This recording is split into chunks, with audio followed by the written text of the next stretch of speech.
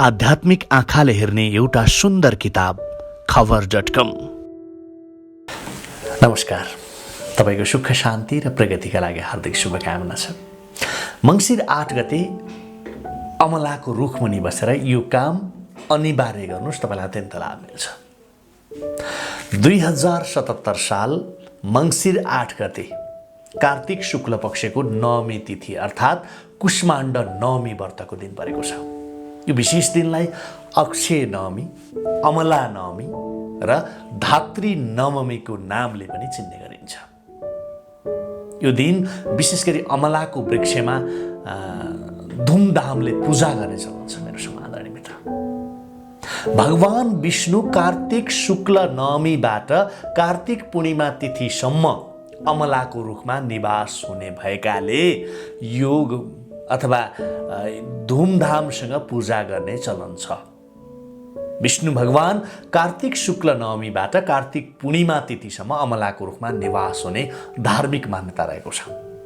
आजको समयमा पनि अमलालाई आयुर्वेदको राजा भनेर सारा विश्वले पुजेको छ। एउटा अर्को पाटो, हामी हिन्दूहरूले यो दिनलाई विशेष पर्वका साथ, विशेष धुमधामका साथ हामी पूजा अर्चना गर्न सक्यौँ भने हामीलाई बहुतै राम्रो लाभ मिल्छ।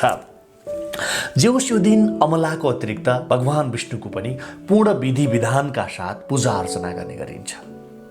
कुष्माण्ड नवमीको दिन स्नान, पूजा, तर्पण तथा अन्न आदि दान गर्नाले अक्षय फल मिल्ने शास्त्रमा लेखिएको छ।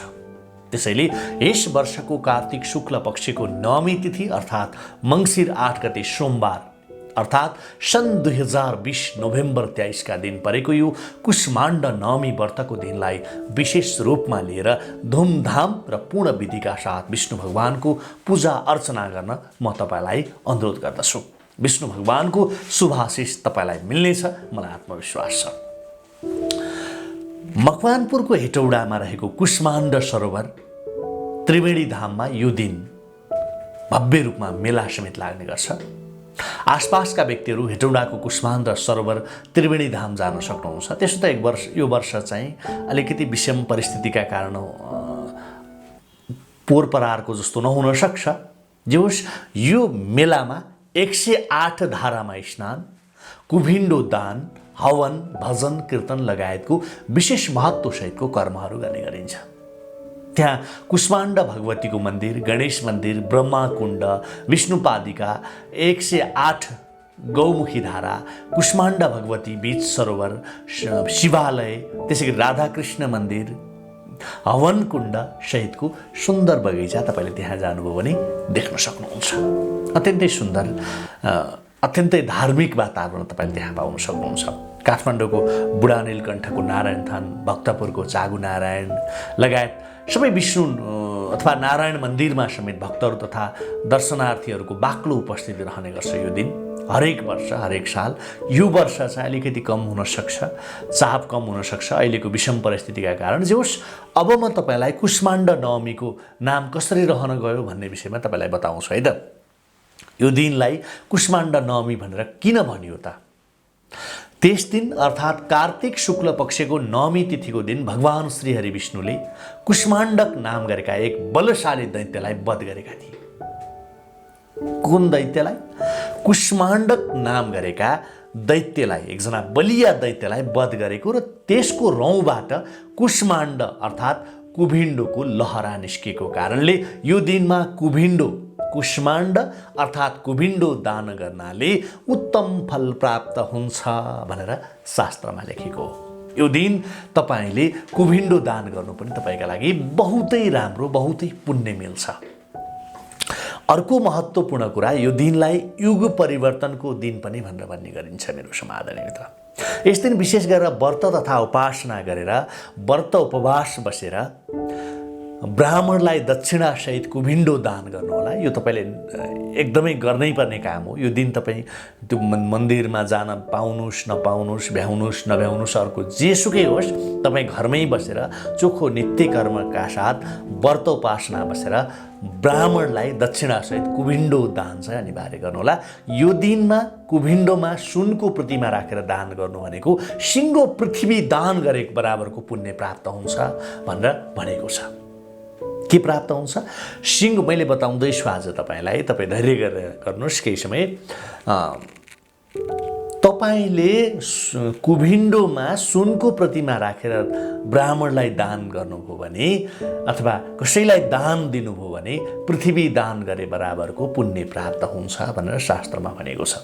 यो दिन अमलाको रुखको फेदमा बसेर वनभोज वा प्रसाद बनाएर खाने प्रथा पनि जीवितै छ। आजभोलि अब वनभोज कम हुन्छ हैन, आजभोलि त क्याटरिङ लैजानुपर्छ। मान्छेहरू अलिकति दुःख मेहनत गरेर वनभोज खाने परम्परा बिस्तारै हराउँदै गरेको छ। जे होस्, युवा पुस्ताहरू वनभोजको रमाइलो लिन वन क्षेत्रका विभिन्न पार्क र वनभोज स्थल पुग्ने गर्छन् आज पनि। र यो दिन चाहिँ जोस, यो दिनमा अमला सेवन गर्नु अत्यन्तै राम्रो हुन्छ। अमलाको पूजा गर्नु, अमलाको वृक्षको पूजा गर्नु अत्यन्तै राम्रो हुन्छ। अत्यन्तै उत्तम र अमृत समान हुने विश्वास छ अमला सेवन गर्नु पनि यो दिन।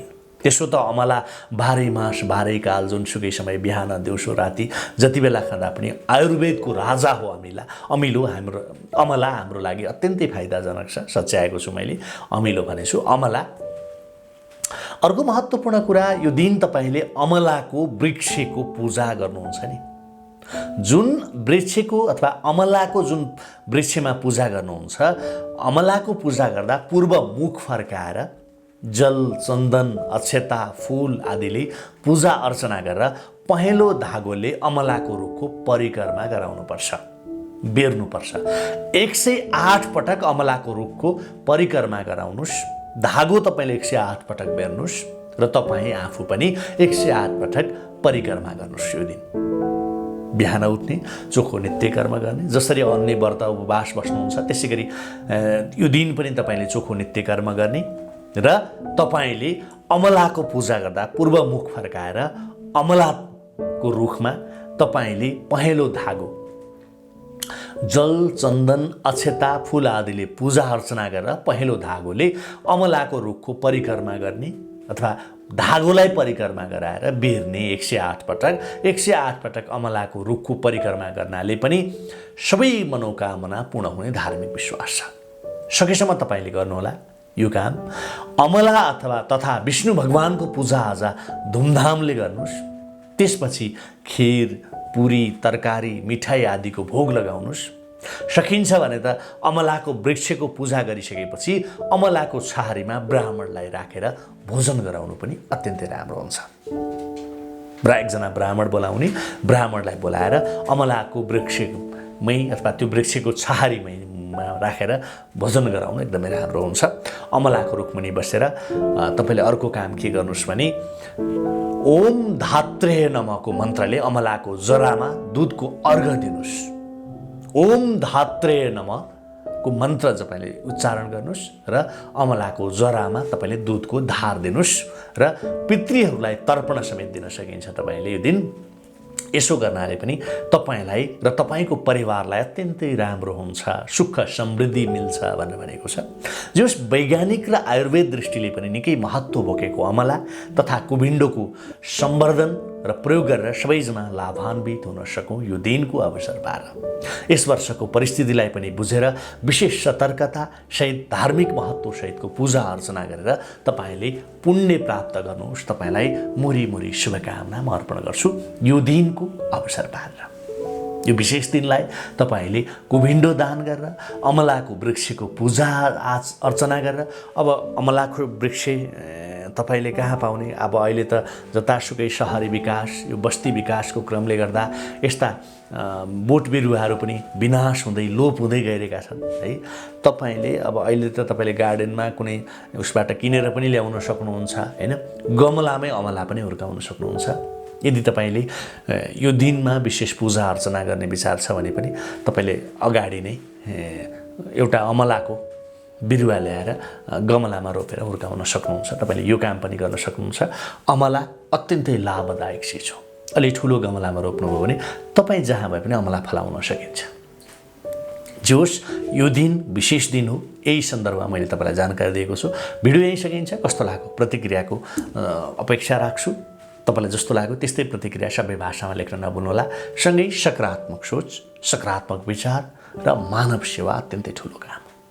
नम्र वचन, मृदुभाषी र मानव सेवा। यसले तपाईँलाई अत्यन्तै जीवनमा अत्यन्तै राम्रो पुण्य प्राप्त हुन्छ मेरो समादरणीय मित्र। हवस् त, मेरो च्यानललाई सब्सक्राइब गर्न, नजिकै घन्टी दबाउन पनि नबिर्सनु। अहिले भने छुट्ने अनुमति माग्छु। सर्वे भवन्तु सुखिनः। आध्यात्मिक आँखाले हेर्ने एउटा सुन्दर किताब खबर.com।